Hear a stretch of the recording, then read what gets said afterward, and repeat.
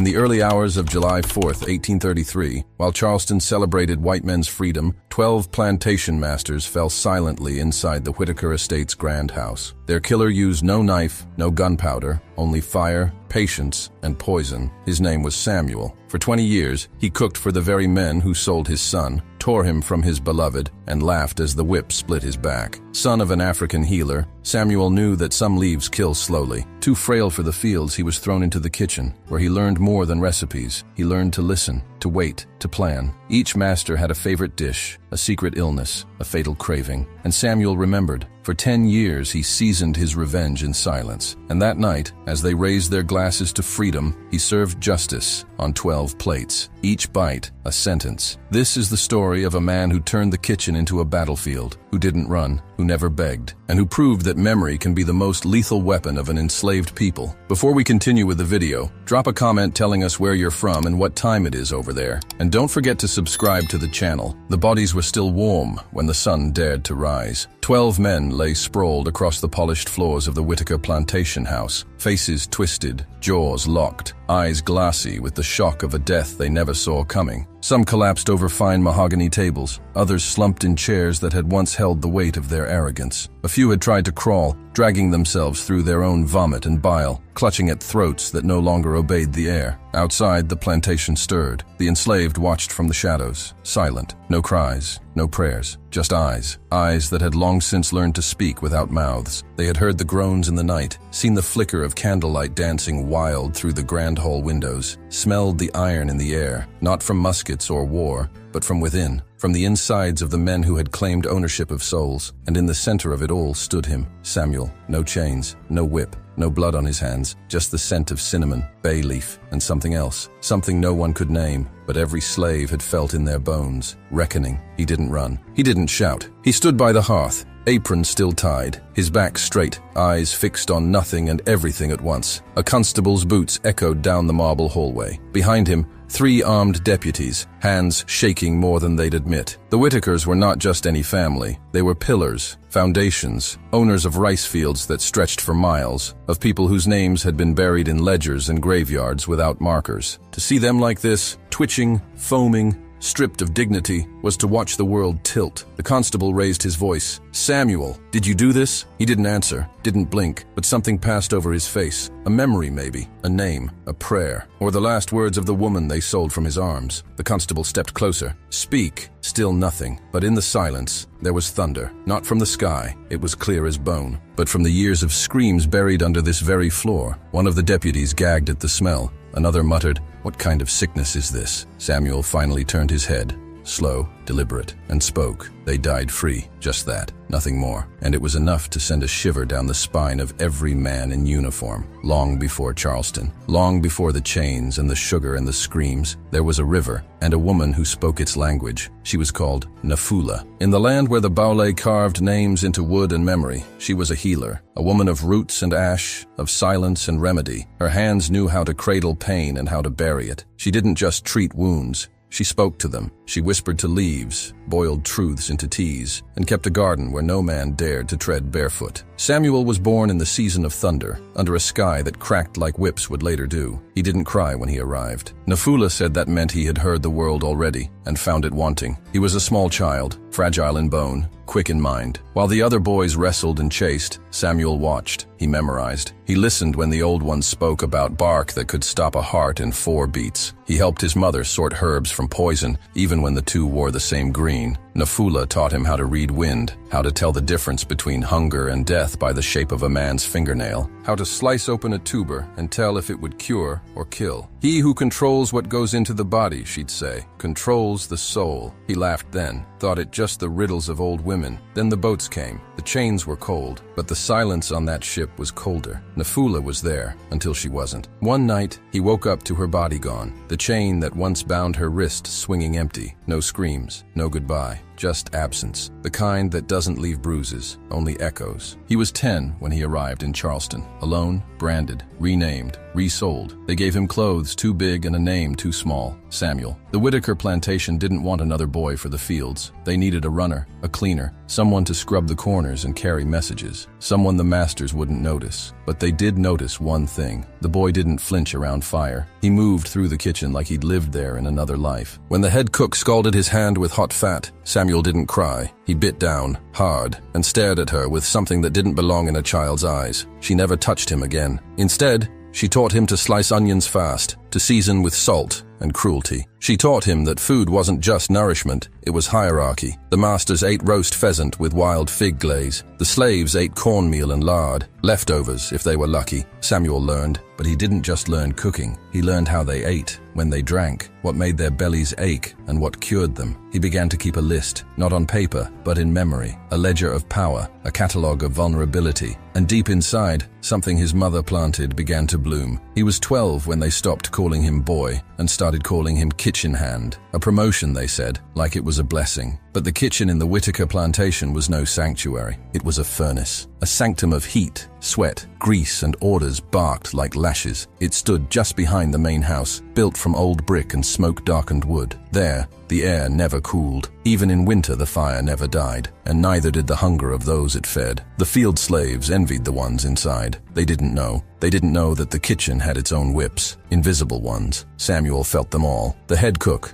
Miss Gertie, was a woman made of steam and spite. A freed woman on paper, but owned in spirit. She ruled the kitchen like a ship's captain, and Samuel was the smallest deckhand. She slapped when the stew boiled over. She kicked when he peeled potatoes too slow. But she taught too, in the cruel way that the world teaches the weak to survive. "Watch them eat," she'd whisper through cracked teeth. "They show you who they are with every bite." And Samuel watched. Watched how Master Edwin Whitaker chewed his beef too long on the left side, the right jaw inflamed from some lingering rot. Watched how Mr. Lambert from downriver had to drink warm wine before dinner, or his stomach would seize. Watched how Judge Hartley always left the pickled beets untouched. Allergic, he said, and proud of it. Samuel remembered them all. At night, when the coals died and the house quieted, he would sit alone on the kitchen step, apron stained, hands blistered, and recite the list of their afflictions like psalms. Toothaches, swollen bellies, itchy eyes, shaky hands. He began to pair them with plants. A bitter root for Edwin, a white powder for Lambert, crushed seeds for Hartley. No one noticed the boy whispering to himself in the dark. They thought it was madness. It was memory. He didn't just study sickness. He studied power, how it moved, how it dressed, how it laughed over meat cooked by someone it would hang for stealing bread. And Samuel, small, quiet, forgettable Samuel, became the most informed man in the county because they never hid anything from the one who fed them. One evening, after a summer storm, Miss Gertie clutched her chest and dropped beside the oven. No screams, no final prayer, just steam and silence. By morning, Samuel was wearing her apron, not because they trusted him, because he was there, because no one else wanted the heat. And from that day on, he served the masters their meals, stews that simmered for hours, cakes so moist the women moaned, oysters chilled just enough to remind them of Charleston wealth. He became the cook, the one who stirred with care, the one who knew what they liked, and more importantly, what they feared. Her name was Adira. It meant strong in her mother's tongue, and strength was all she had left. She arrived at the Whitaker plantation during the rainy season, when the rice fields flooded and the mosquitoes flew like ghosts. She was maybe 16,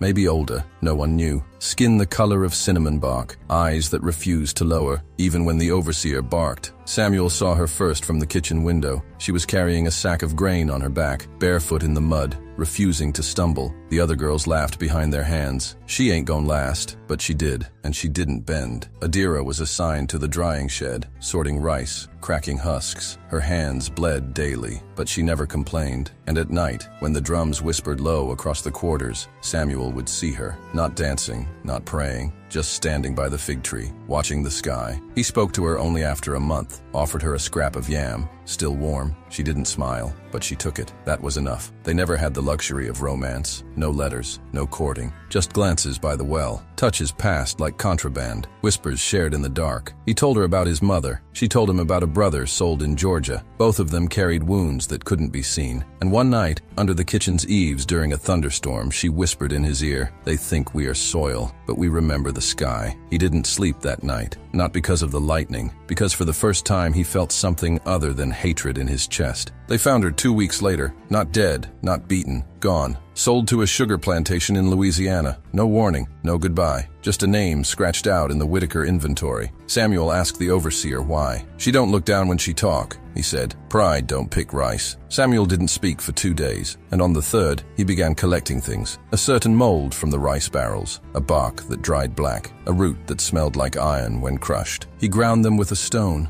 Slow and silent. He marked a small pouch and buried it under the fig tree. No words, just the act. The beginning of something that would take 10 years to complete. He cooked that night like always. Pork stew with corn cakes. Mr. Whitaker licked his fingers and called it divine. Samuel didn't flinch, didn't blink, but inside, he boiled. Revenge doesn't ripen fast. It must be cultivated, like rice, like rot. Samuel knew this. He didn't grab the first bottle or blade. He waited as years passed, like crows, black, patient, always watching. Waited as other names were scratched off ledgers, as new masters came to drink, eat, and speak of freedom while tightening chains. And while they laughed, he studied. He started with books. Cookbooks, yes, those were expected, but also pharmacopoeias, smuggled pages from doctors' shelves. He cleaned the guest rooms and borrowed papers left behind by Whitaker's guests, recipes for digestion, remedies for headaches, poisons mistaken for cures. Then came the garden. Every plantation had one: mint, sage, rosemary, thyme, for tea, for chicken, but hidden behind the kitchen,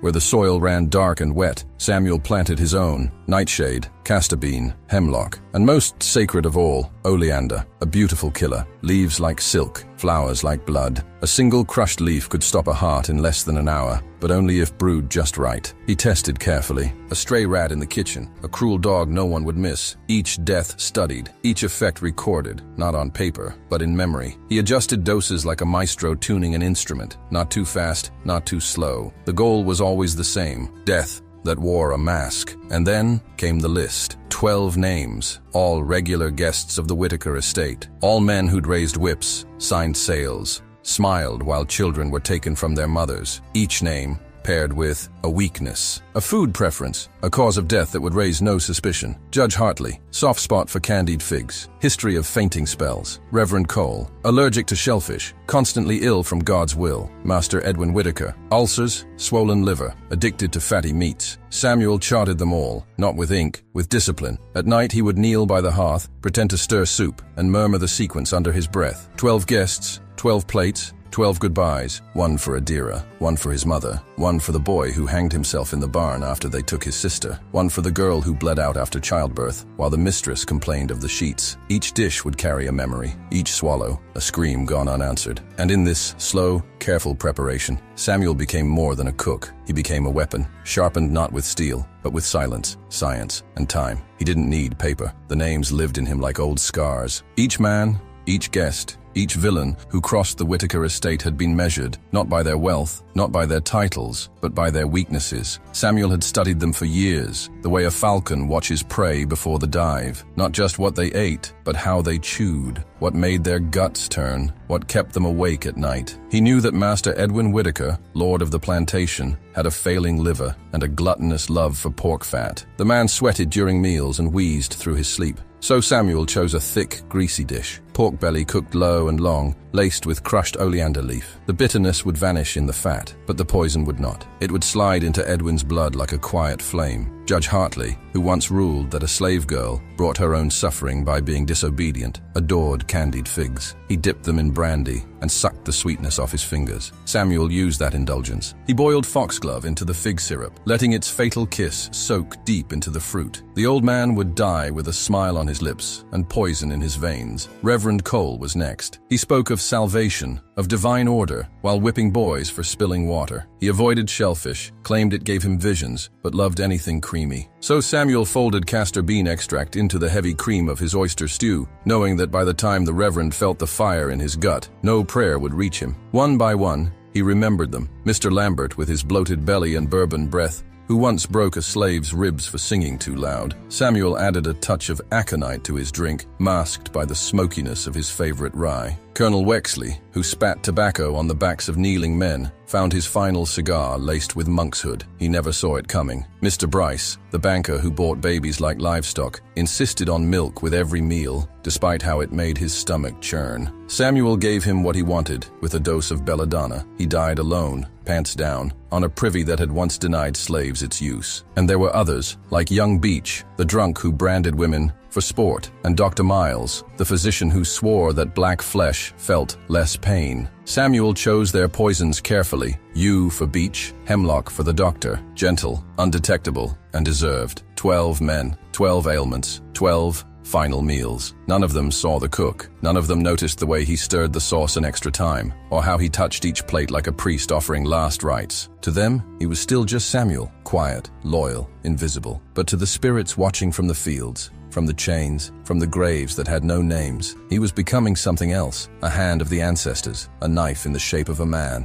a cook preparing not a feast, but a reckoning, and the table was nearly set. It was the 4th of July, 1833. The stars above Charleston flickered behind thick clouds, as if even the heavens had no wish to bear witness. At the Whitaker estate, the rice fields swayed heavy and full, and the mosquitoes were already biting. But inside the grand house, the air was warm with laughter, music, and arrogance. 12 men, dressed in their finest linen and dripping with the gold bought by other people's suffering, gathered around a table that stretched longer than any family ever would. Samuel stood in the kitchen doorway, still as stone. He had risen before dawn, hands steady, eyes hollow. The dishes had been planned like a sermon, each spice a scripture, each plate a prophecy. The pork belly for Edwin was glazed and caramelized. The fig preserve for the judge shimmered like amber. The oyster stew for Reverend Cole steamed gently in a porcelain bowl. Every plate was positioned. Every utensil shined. The table looked divine. And Samuel? He smiled, not because he felt joy, but because the world had finally balanced, if only for a moment. As the guests took their seats, the sound of silverware striking china echoed like tiny bells of doom. "To freedom," said one. "To the American spirit," said another. The toast rose, crystal glasses clinked, and Samuel served them, not with bitterness, with precision, with the grace of a man carrying the weight of his ancestors. He moved silently from plate to plate, bowing slightly, as he'd always done. No one noticed the flicker in his eye. No one asked why his hands didn't shake. They ate. Oh, how they ate. First came the pleasure, the sweetness, the fat, the salt that danced on their tongues. Then came the silence, a long,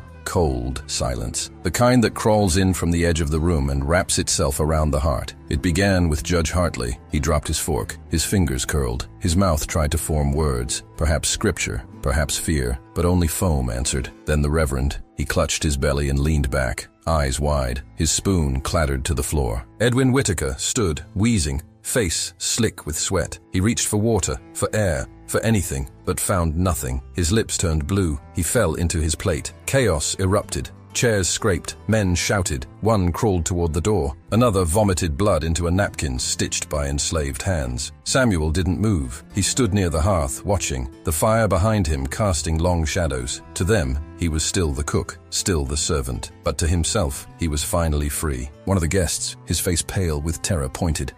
What did you? Samuel raised his eyes, calm, cold. "I remembered," he said. And in that moment, not one of them knew what he meant, but they felt it. The weight of every lash, every stolen name, every torn child, every silenced scream. He didn't run. When the constables arrived, he was still there, apron clean, eyes sharp, surrounded by the dead. He had served them their last supper and watched them swallow justice. The first to fall made no sound. Judge Hartley simply stiffened, spoon frozen midair, and then, slowly, his eyes rolled back as though something ancient had finally claimed him. He collapsed into his candied figs, the sweetness mixing with foam at the corners of his mouth. The room fell quiet, just for a second. Then Reverend Cole began to moan. His chair scraped backward as he clutched his gut, face flushed and slick with sweat. He knocked over his wine trying to stand, then collapsed into it, shaking like a man possessed. Colonel Wexley stood, coughing violently, blood misting his linen collar. "Something's wrong," he gasped, but no one listened. They were all feeling it now, a tightening in the throat, a twisting in the belly, a tremor behind the eyes. One by one,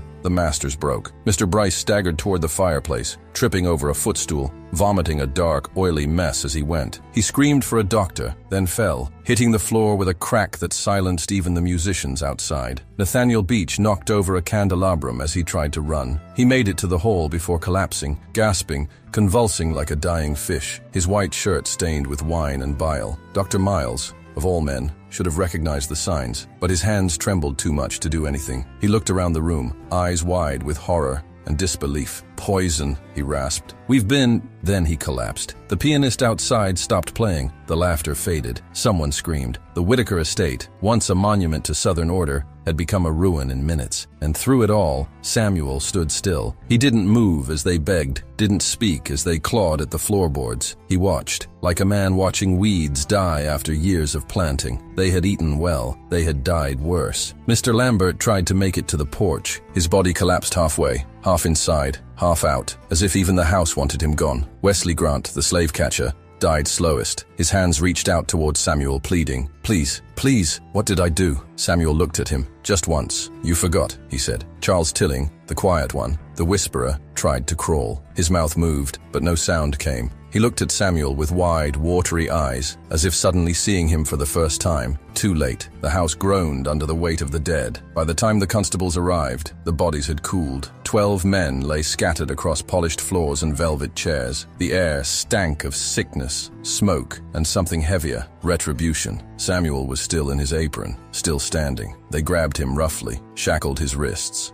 dragged him through the very halls where he'd once carried roast duck and mulled wine. They asked him why. He said nothing. They threatened him. He smiled. One constable, young and pale, couldn't meet his eyes. "Why would you do this?" he asked, voice trembling. Samuel's answer was quiet. "They taught me how." They dressed him in a coarse white shirt for the trial, said it was for decency, as if any part of this place had ever known the word. Charleston's courthouse stood like a cathedral of rot. White columns, red brick, black history bleeding between the mortar. They sat him in the center of the room, not in the dock, but on a wooden stool too low for dignity. The crowd filled every bench. Landowners, overseers, housewives in mourning veils. Even those who had never set foot on a plantation came to see the cook who dared poison the gods of the South. But Samuel didn't see them. He saw the shadow of his mother's hands grinding herbs by firelight. He saw Adira's smile before she was sold. He saw the boy who took his own life after the master's daughter cried wolf. He saw memory, not men. The prosecutor called it devilish. Premeditated murder, he spat, of 12 honorable men. They showed the coroner's notes, vague, trembling documents that danced around the word poison without ever daring to confirm it. No one could explain how 12 men could fall on the same night, at the same table, from 12 different symptoms, unless the devil himself had walked into the kitchen. But they knew better. They knew who had walked in. Witnesses came. The maid said Samuel was always quiet. The stable boy said he was odd, always watching. A field hand said he heard Samuel whisper names in the dark. Even the butcher said he was too smart for his skin. Samuel never spoke, not once, not when the judge demanded a confession, not when they offered him a priest, not even when they dragged in the blood-stained aprons, laid them on the floor like bodies. He just sat there, straight-backed, eyes fixed forward, as if the room didn't deserve to be seen. One juror wept when the verdict was read, not for Samuel, for the world that had been cracked open, guilty, the sentence, death by hanging, to be carried out publicly so others might learn the price of vengeance. But they had it backwards. Samuel hadn't acted for revenge. He had acted for remembrance. The crowd wanted rage from him, or sorrow, or pleading. He gave them silence, and in that silence, the air grew heavy, as if everyone in that room suddenly remembered their own sins. When the guards came to take him away, the judge asked one final question. "Why?" he said. Just that. Why? Samuel looked up for the first time and whispered, so they'd never feel safe again. The morning air carried a thin chill, as if the world itself hesitated to speak. At dawn on July 5th, 1833, the square before Charleston's courthouse pulsed with silent anticipation. Lanterns still glowed in gallery windows, their amber light trembling on white faces pressed close to iron railings. Merchants lingered near wagons, children perched on shoulders. Gossip buzzed like flies in the oppressive heat before the ritual began. Even the preacher stood near the gallows, one hand clutching his Bible, the other fidgeting with a noose draped across his arm. At the center of it all stood Samuel, resolute in his coarse white shirt, which the guards had forced him to wear for decency. Every thread seemed unnatural against his skin, yet he embraced it like armor. His bare wrists were cuffed and chained, but his posture did not bow. On his face was neither fear nor regret, only a stillness that spoke louder than any speech. The sheriff climbed the steps slowly, his heavy boots marking every heartbeat. He cleared his throat. The rope suspended from the gallows creaked softly, an instrument ready to play its final note. "Samuel Whitaker," the sheriff began, voice wavering beneath the legal gravity of the moment. "For the murder of 12 men by poisoning on the 4th day of July, 1833, you are hereby condemned to death by public hanging." Gasps rippled through the crowd. Some whispered curses, others nodded as if finalizing a contract too long overdue. The wind teased the leaves of the nearby fig tree, the very one under which Samuel had buried his first pouch of vengeance, as if applauding silently. No one expected a plea. They expected pleading lips, bowed head, tears betraying his silence. They expected shame. They got stillness. Samuel was offered a hood. He refused. His eyes remained visible. They were calm, piercing, entirely unbroken. Through them passed memories. His mother's hands sorting venomous herbs by firelight. Adira's face as she looked to the sky,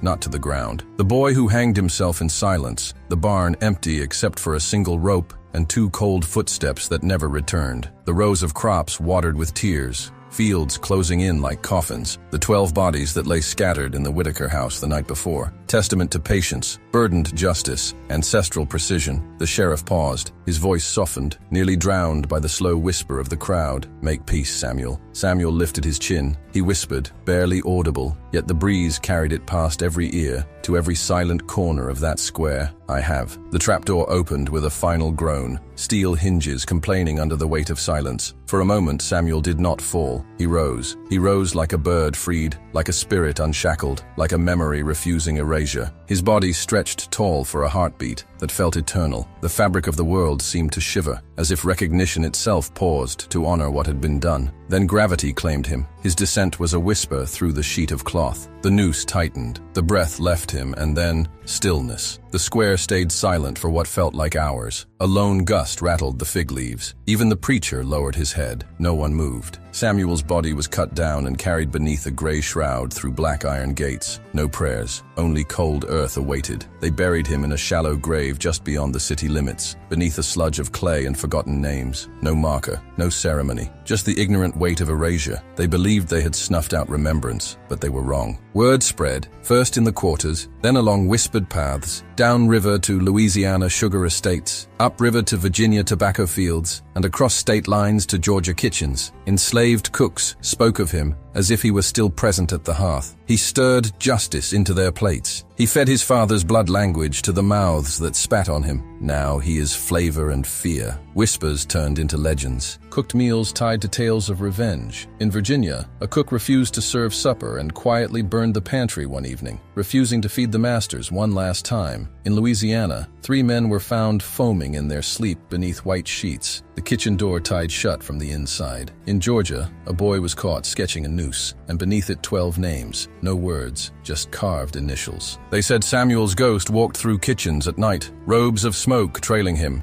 hands still stained with justice. And that fig tree. In the spring after his death, its blossoms turned deep red, though the tree had never been touched, never watered, never mourned. As if the roots absorbed blood instead of water. They said Samuel did not die. He became something else. A flavor, as sharp as bay leaf, as bitter as hemlock, as cold as castor root. A whisper behind the stove, reminding that knowledge is power, and the quiet can be sharper than steel. A warning to those who think they own bodies, tongues, minds, fields. In the years that followed, paranoia spread through the slave-holding elite like a fever. They suspected every cook, every servant, every child who refused a plate. No one trusted the kitchen. No one trusted their own appetite. In Charleston, a commissioner wrote, "The fatal banquet at the Whitaker house opened a wound that never healed. Cooks became suspects, and meals were feared." It was true. Some masters restricted cooks. Some homes refused black staff altogether. Others forced overseers to supervise every dish. They baked bread only in sight of whites. They refused oysters or figs or any meal that might hide death. But the fear was too late. The spirit had flown. Samuel became legend. Among the enslaved, he was a saint of resistance. Mothers whispered his name as they wove corn husks into baskets for the field. teaching their children that vengeance could be served in silence. Among abolitionists, he became a cautionary tale, not martyr, but reminder. A man who chose justice with his mother's knowledge and his own memory. Among the white elite, he was a ghost story, a shameful whisper. They told his story in parlor rooms, not as history, but as warning. He may have been cook, but he ended up as judge. And now, when you raise a glass, whether in celebration, in toast, in sorrow, ask yourself, what are you toasting? What violence, buried under sugar, hidden in speech, served with a smile, had to occur so you could drink freely? Whose cries became seasoning? Whose weakness became your table? Samuel, small, isolated, labeled invisible, turned intelligence, patience, knowledge into the most lethal weapon. He proved that cruelty can be undone by discipline, that silence can carry a legacy, that a meal could be a judgment. He didn't seek freedom, he sought justice, and served it cold. If you enjoyed this story, subscribe to the channel, turn on the notification bell, leave a like, and share it with someone who needs to hear this truth. It really helps the channel keep bringing real stories that never make it into the history books.